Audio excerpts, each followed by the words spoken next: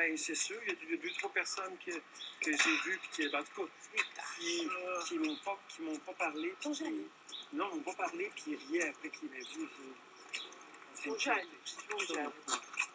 Le paranoïaque que vous entendez s'exprimer, il s'appelle David Lahaye, et il s'exprimait ainsi dans un film assez étonnant qu'il a réalisé, écrit, bon, qui était produit, qui s'appelle J'espère que tu vas bien, dont le highlight, si on peut dire en chinois, c'était que c'était un long plan séquence.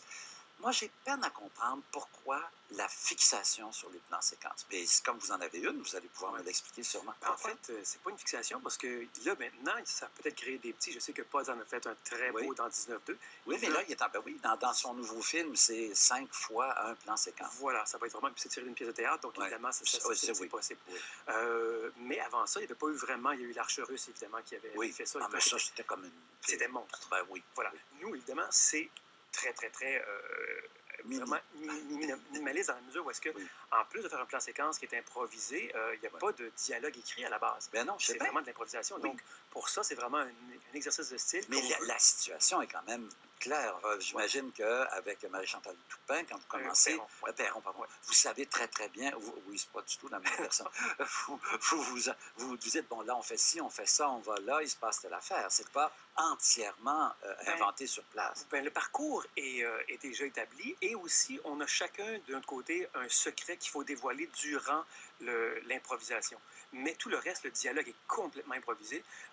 On savait juste qu'il fallait se rendre d'un point A à un point Z dans le temps. Et que vous passiez devant la maison de Christiane Charette. Est-ce qu'il était prévu de lui faire innovation? Oui, non, c'était pas prévu. Parce que c'est l'inspiration du moment. On était voisins, en fait, Christiane et moi, et on passe devant ma maison sur 2 billions, mais c'est évidemment sur Christiane. Et là, j'ai pu parler de Christiane et de Cricri. Mon amour pour Cricri. Oui, bien sûr. Alors, écoutez, vous en avez parlé de ça. Vous êtes en ce moment, je disais tantôt, vous avez la main tendue. Vous êtes en train d'essayer de ramasser de l'argent pour la suite de ce film-là. Vous souhaitez en faire une. Vous êtes rendu à 7 255 $. Ce que les gens font, c'est, bon, ils mettent un 20 $, ce qui leur donne toutes sortes de droits exclusifs, comme d'être inscrits au générique, comme d'assister, évidemment, à une première spéciale, etc. Voilà. Est-ce que cette démarche-là, elle procède de vos qualités d'homme d'affaires ou de vos qualités d'artiste? Bien, un peu des deux. Évidemment, il y a un côté entrepreneur dans cette démarche-là, sauf qu'elle n'est pas nouvelle. Les Américains ont déjà fait ça. Bon, exemple, Veronica Mars, qui est une télésérie très populaire de l'époque, font maintenant un film. Ils ont ramassé 5 millions en une semaine. Et les Français aussi sont très en avance là-dessus sur nous. Laurence Anyways a été cofinancé par Toscoprod aussi avec des fonds privés. Donc, c'est pas une idée nouvelle. C'est une idée peut-être nouvelle pour, en ce moment, au Québec, de faire appel au public.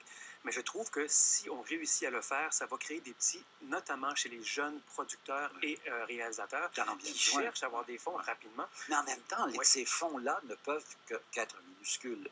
On ne peut pas espérer tourner un long métrage, entre guillemets, traditionnel. Bien, c'est ce qu'on dit, mais je ne crois pas, parce que plus le film est populaire, plus l'image de marque du film est populaire, ce serait facile pour les producteurs de faire un effort et d'aller vers le sociofinancement et de financer une partie de leur film populaire à travers ça. Ce qui arrive en ce moment, c'est qu'il y a des fonds publics qui sont octroyés à la SODEC ou à Téléfilm, et à partir de ce moment-là, il y a des gens qui vont voir des films. Certains veulent aller voir des films populaires, d'autres des films plus pointus. Donc, pourquoi ne pas cibler directement les consommateurs et pour alléger justement la partie de fonds publics qu'on pourrait allouer au film. Est-ce que c'est déductible des impôts, les gens qui vous confient leurs 20 $? Je ne crois pas, non. Mais quand ce sera rendu à 10 000, est-ce que ça en fait, c'est important qu'on puisse en glisser un mot. Pourquoi? Parce qu'on a 7 255 ce matin, sauf que tout ça, ce sont des promesses de contribution dans l'optique qu'il faut absolument arriver aux 10 000 $. Si on n'arrive pas, comment ça marche ce financement?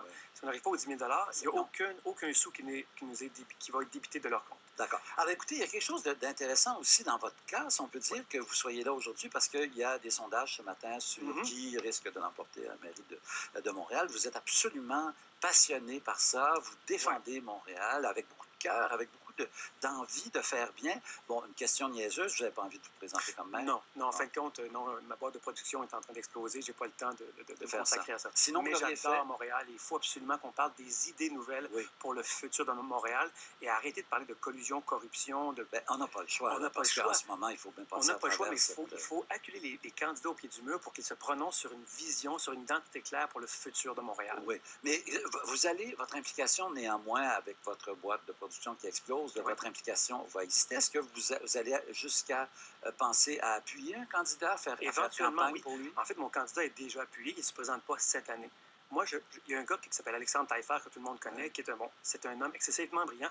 On a un peu la même vision, à savoir de faire de Montréal une ville de prestige au niveau des arts. Si les arts visuels sont mis en avant à Montréal, dans l'architecture, dans les arts visuels, dans les lieux publics et privés, les investisseurs vont venir. Et c'est très bon pour l'économie. Il faut arrêter de penser que... L'économie, c'est bien des affaires, puis des choses belles même aussi. Parfois, il faut dire qu'il fait partie, votre nouvel ami des Dragons cette année.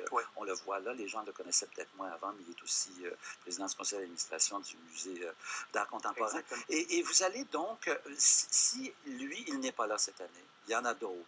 On parle du maire Applebaum, qui pourrait se dédire de sa promesse. On parle évidemment de M. Coderre. Est-ce que vous voyez d'autres gens que je ne sais pas, vous avez des antennes que moi, je n'ai pas. Est-ce qu'il y a des gens qui risquent de pointer? Je n'en vois pas parce que j'entends pas, encore une fois, de vision claire pour le futur. Donc, j'attends juste qu'ils se prononcent tous sur... Ce qui n'est pas fait. Voilà, ce qui n'est pas fait. Et pourtant, ils ont eu des plages médiatiques énormes. Et pourtant, personne ne peut encore dire quelle est l'optique, la vision d'un tel par rapport à Montréal dans 10 ans. Et c'est ça que je veux. Je leur laisse la latitude de se prononcer pour qu'après ça, je puisse peut-être me prononcer. Mais déjà, il y a des idées qui sont avancées par des gars comme Alexandre Taillefer, comme moi, comme François Legault hier, qui a enfin dit qu'on devrait diminuer le nombre d'arrondissements. Et tout le monde semble staller là-dessus. J'ai parlé au ministre hier ou avant-hier, et puis, ben non, c'est pas le temps. Le fameux pont, pourquoi les candidats en ce moment ne se prononcent pas sur le pont et prendre parti comme quoi il faut un pont qui soit un chef-d'œuvre architectural et un chef-d'œuvre d'ingénierie? Ça va pas, peut-être que pourtant, la beauté, on va trouver laid, puis on va dire qu'il est laid, puis on va se chicaner. C'est le brand, c'est l'image de marque du futur de Montréal. C'est important, personne n'en parle. Votre brand à vous, là, il y a un nom, il y a un site Internet qui s'appelle comment? Haricot.ca. Haricot. Ils vont là-dessus, ils vont voir le projet J'espère que tu vas bien d'eux. Et s'ils veulent nous appuyer, c'est un petit vin en échange de leur nom générique, un DVD du film et du making-of. Et la suite, ça va être quoi? Encore une promenade dans Montréal? Oui. Dans un autre quartier, dans le même? Dans un autre quartier. Ah bon? Lequel? On commence à l'ange du parc Mont-Royal et on va sûrement descendre vers la rue Milton dans ce coin-là parce qu'on s'en va chez quelqu'un qui est... voilà. Ça, c'est un mystère. Voilà. Merci, David Lahaye, d'avoir été là. Il est 8h31. Monsieur Auger, chez vous. Chez nous, nous allons parler de Colombie-Britannique.